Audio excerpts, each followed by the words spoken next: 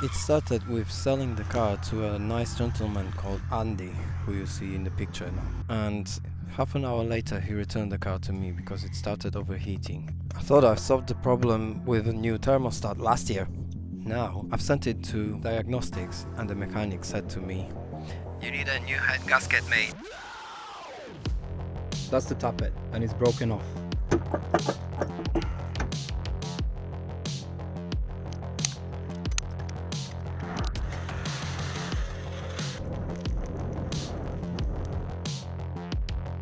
I managed to fix it, the car was driving again, but then it came back again.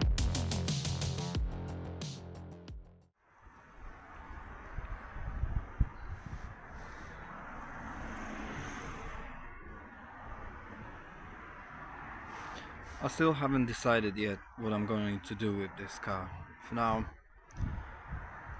I'm just gonna take the cover off, the covers from the timing and the camshafts, and assess the damage. But for now my state indicates that most likely I'm just gonna scrap the car. But on the other hand, technically it's still fixable. It's just timing belt and tensioner, I suppose.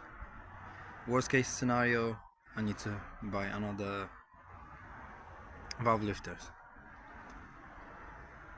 and replace them as well. But this time, if I would be doing this, it would be with stripping the entire, like undoing the entire bolts and nuts on the camshafts and crankshaft, put it as it should be with the locks and stuff like that, and then I would make sure that the and then I would make sure that the tensioner is put right. At this point it might be too late to get rid of it because in May and we are mid-March now. I'm not gonna find time to buy another 7-seater because my friends are coming in to England at the beginning of May. So it's like 6 weeks. So base would be just to get the timing right, fix it, and drive it until May, and then sell it or scrap it, which would be shame because it's now in decent condition. Head gasket is done. All it takes is to replace the timing belt and tensioner and maybe valve lifters. That's it. I'm not gonna even film it. I'm just going to strip the engine and assess the damage, see what's going on with this, and I'll tell you later. For now I'm just going to run some errands. I'll come back to the car. If it's not going to rain, it's drizzling right now. See you later. First signs show that there might be a tensioner too loose and it might jump few teeth, because this side, which means the side that the crankshaft is pulling, so this is pretty tense, and this one is a bit loose for my liking. So what I'm gonna do is to put this engine mount back on, remove the guards at the rear, at the front, down the bottom, and then remove the V-belt and timing cover. And it might be just the case of timing being few teeth off, and it didn't even chew the timing belt.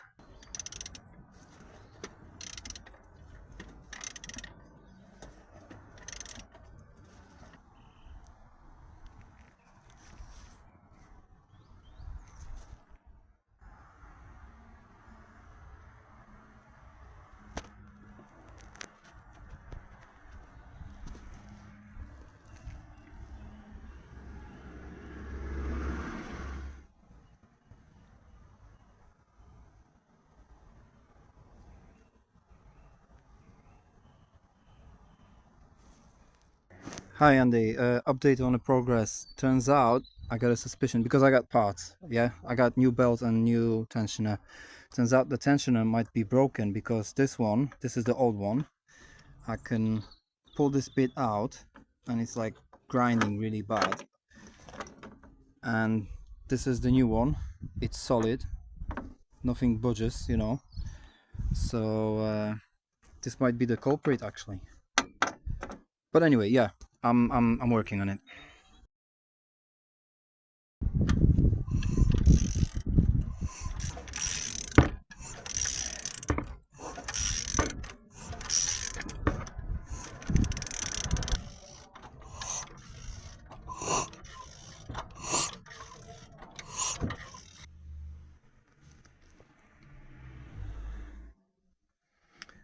You have no idea how tired I am, to be honest. I'm on my really ends of the wits.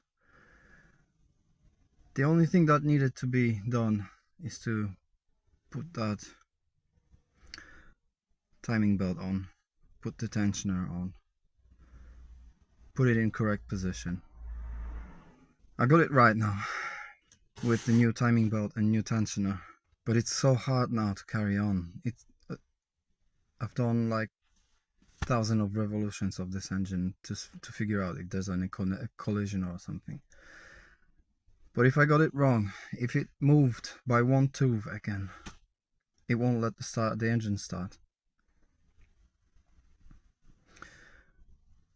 At which point the buyer will probably change his mind and I'm gonna spend another week trying to figure out the timing, because there's no way in the world anything else could be wrong. I even got new crankshaft position sensor. I even bought camshaft position sensor. The only thing I didn't change was crankshaft position sensor. And this would be the only trace if it wouldn't start and the timing is wrong. Or the sensor is wrong. I mean, it's dead. Enough of that rant. Anyway, I'm so tired. I just wanted to put it out there that it's almost the end. Almost like few ancillaries to bolt on and get it started, see if it works, test drive and stuff like that.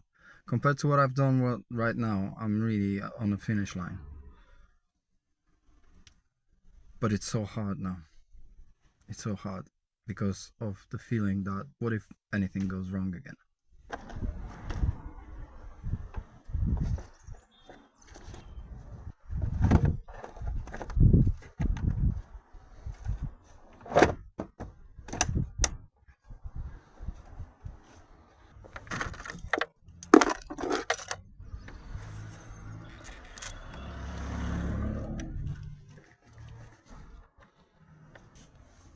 I'm not even thinking it's gonna fire up straight away because the battery might be too low. It's been resting for 2 weeks.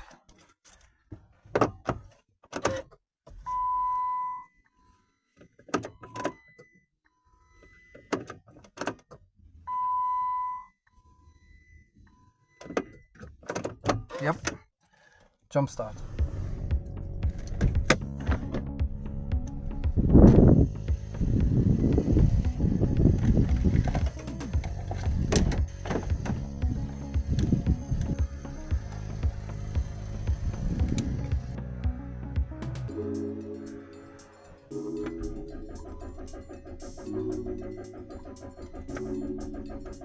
The engine spins, there's no collision.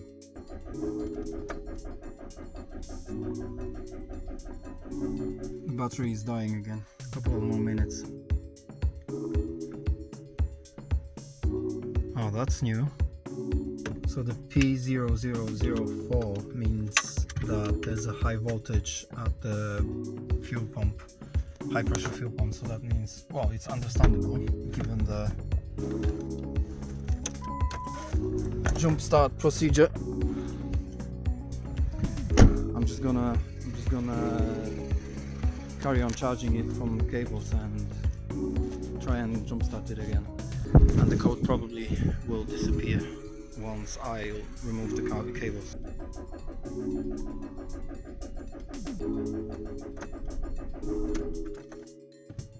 I think it wants to talk.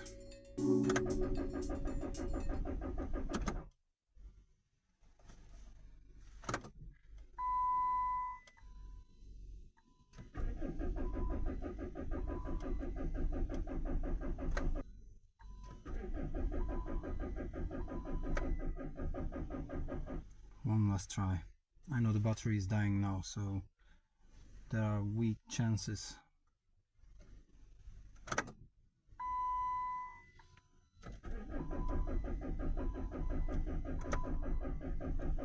I don't know when did I cross the line between persistence and insanity. Another day didn't bring any success, but the buyer directed me to a guy who repairs Voyagers for living. And he told me that most likely the magnet wheel that sends the signal to crankshaft position sensor is damaged. And boy was he right. What are the chances of breaking this just after I've repaired basically half of the engine? Perfect timing. It's completely unrelated to what I've done. The magnetic wheel is bolted behind the flywheel. To replace that magnetic wheel, I need to remove the gearbox, torque converter and flywheel.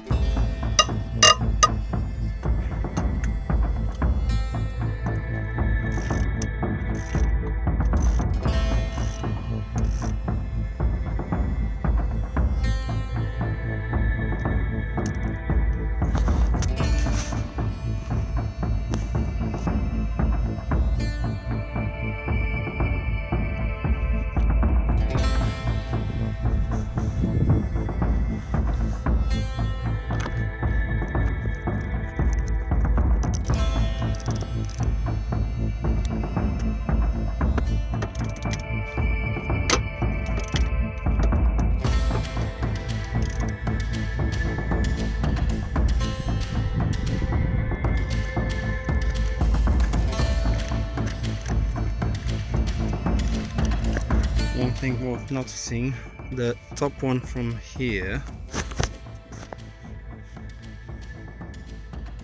the top cable from here, I don't know if you can see it, yeah, is going behind the other one. So this one is the bottom one, this one is the top one. Bottom one, top one. I stopped counting the days. Every day was looking basically the same. I was coming back from work and doing some little bits and bobs after hours, whenever I could. But it was already taking too long, and since I've had all the parts I needed, I decided I'm just gonna go for it and try and make it before the weekend when the buyer would potentially come in and try and buy it. So it was Wednesday, and I wanted to drop the gearbox off, replace the part, put it back on again before I'm gonna go to sleep. The reason behind this is because the gearbox would be laying on the street while the car is on jack stands. Would be easier to just basically pick up and take away. In short, it would be easier to steal it.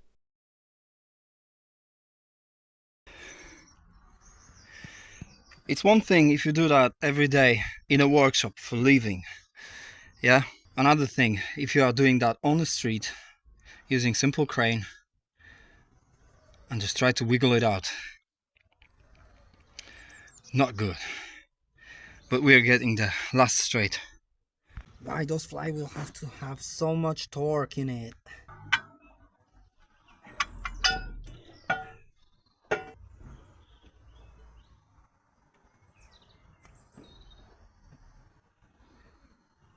So this is it. The missing bit from that grey strap on the wheel is what would break the continuity of the signal, effectively stopping the car from starting.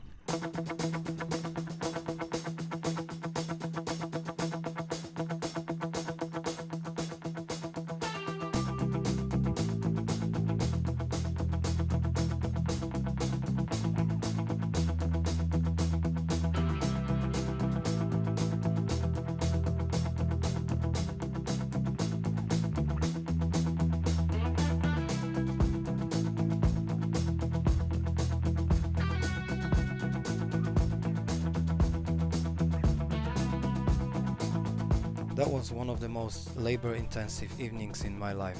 My arm got severely injured that time, and also I hit myself in the head with the crane.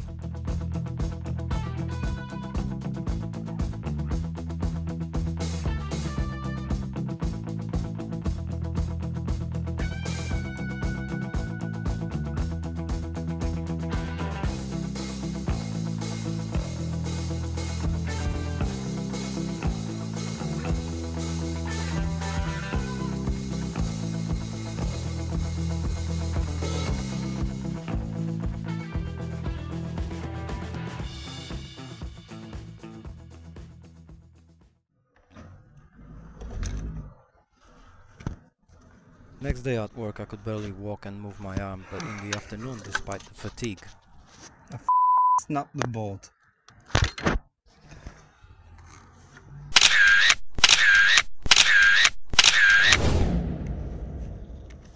Luckily I found a shop that makes non-standard fittings, as the one in Chrysler had PSP 55-degree thread. Thanks to this adapter I could still use factory oil lines. Okay, the engine has not been more complete than now, since 3 weeks ago. It's missing only the battery.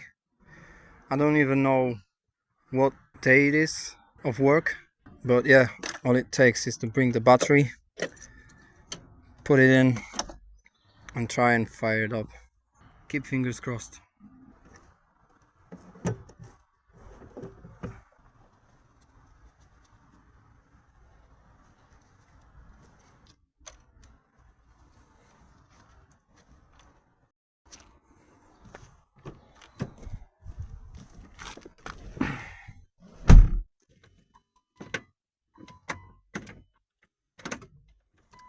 That's strange. It doesn't react on. Okay, let's try and start it now. I need to disconnect the battery and check if I connected the starter motor.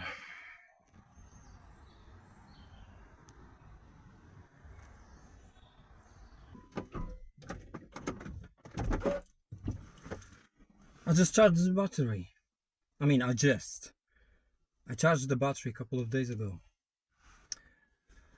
Jump start it is then.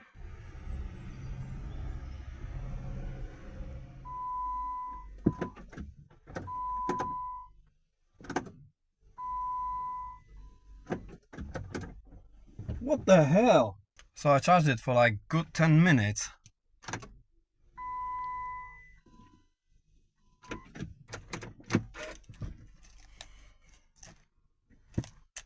I don't know what's going on. Not enough current. Maybe I'll check that wire from the starter motor.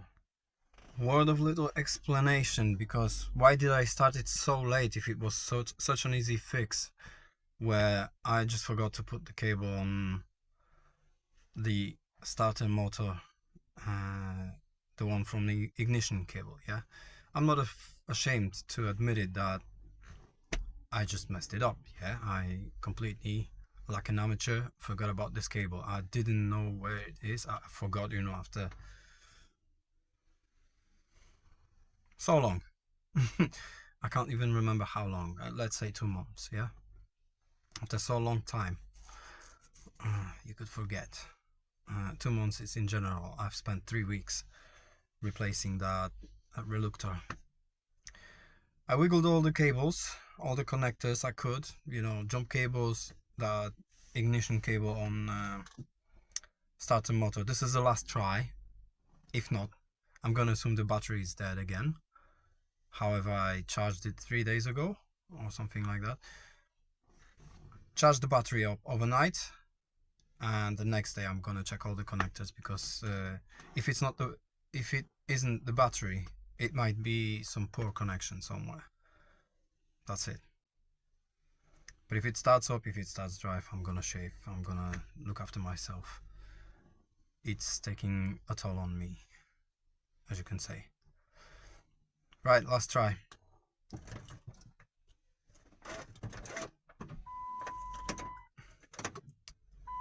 sounds like it wants to.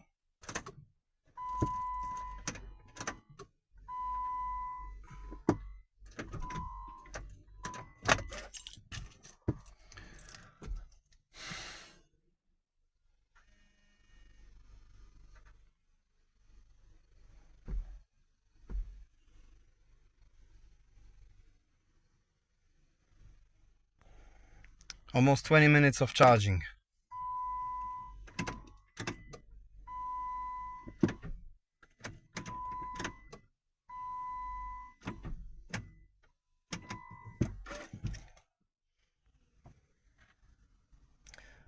So it is the next day. I've cleaned all the connectors on the starter motor, on the battery terminals. I'm so anxious. Live reaction.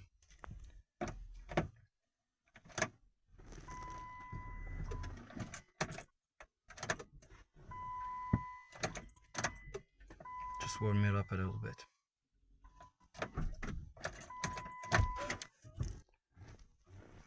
Full battery.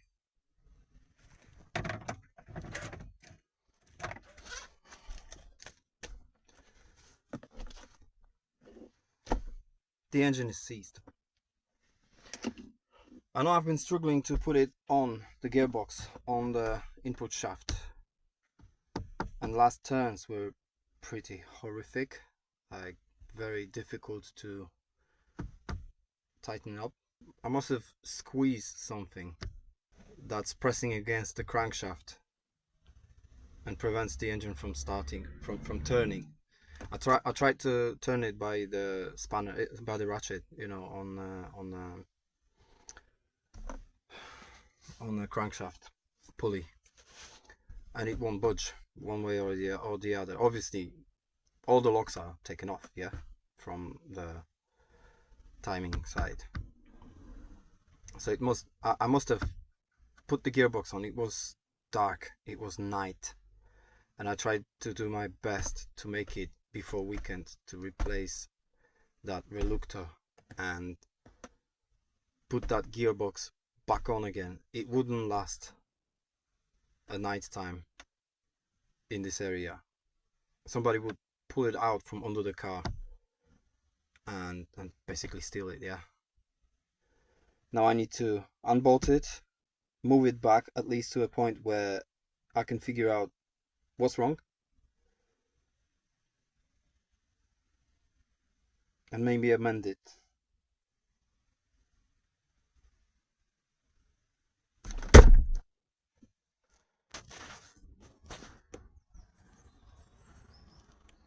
I don't know if it's visible, but it turns out there are two,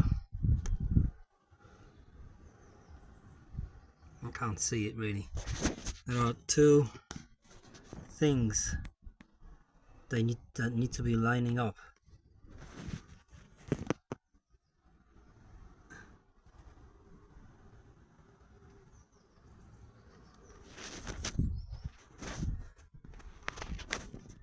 And they need to be lining up with these. I must have been slightly off with these because I don't see any damage marks on the converter. I can't believe it. I can't believe it.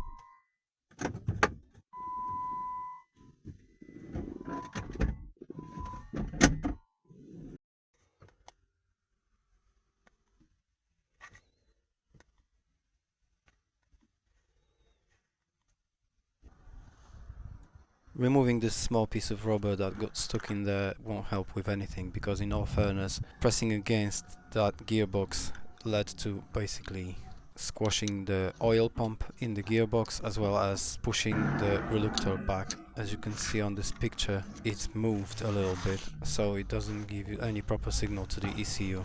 So honestly, I should actually buy new oil pump for the gearbox and new reluctor.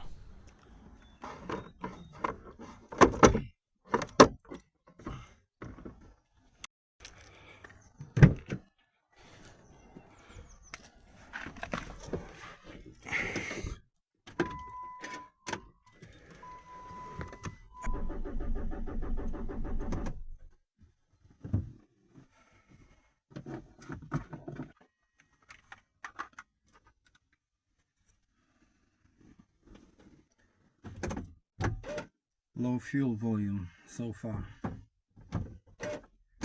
which is understandable because there's no fuel in the system.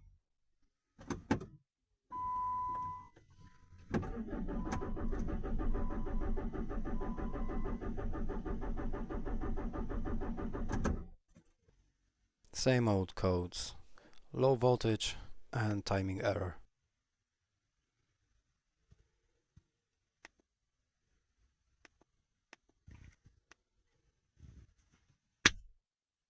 New sensors, new impulse wheel, reluctor, whatever you want to call it. Cleaned it. At least I think I cleaned it. I needed a break. I really needed a break.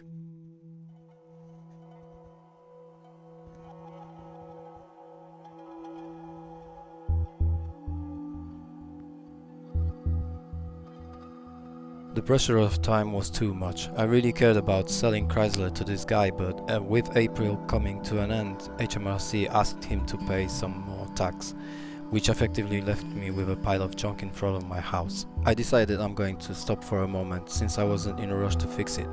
May was pretty eventful as it was. There was no time to repair Chrysler. I was working so hard that I missed out on life. I became a local attraction. Pedestrians were walking their dogs and they could see me every day working on that car. And then it happened. I forgot I ran out of tax. I couldn't tax the car because it was not tested. I couldn't test the car because it was not fixed. Checkmate. With the buyer cancelling the deal, broken car and potential costs related to unclamping it, I realized this is the final straw. Something that finally made me give up. It's finally time to cut the losses.